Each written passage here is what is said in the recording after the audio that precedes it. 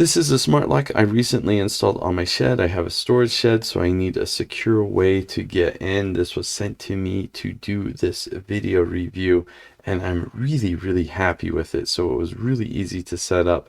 And you can see you can use the app. You can press a button on the app to unlock it that way.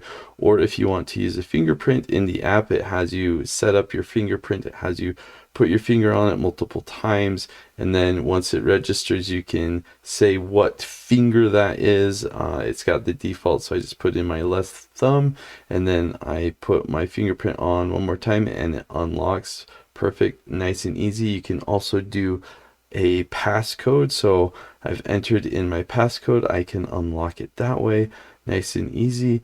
And then if you want to use a card, it comes with 2 cards. You can program that as well, and then you can go old school and use a key. So there's many different ways that you can unlock this door.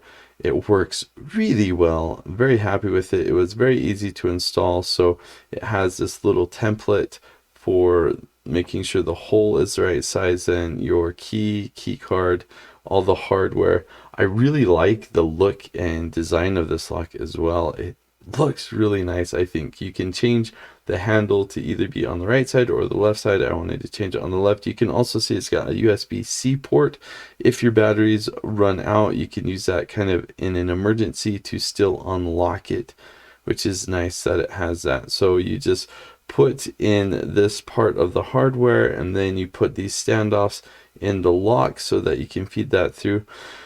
There's a notch here that looks like it should go in. It does not go in there. It goes in the little hole here, and it will secure it in place. That's how you know it's in the right spot. And then you just feed that through the door, and then on the other side you put the back end, and on the back end you just feed those 3 screws through it. Then you tighten the screws, make sure that the lock is vertical while you're tightening it, put the batteries in, close it up. That's all there is to it. It took me probably about 10 minutes to install this.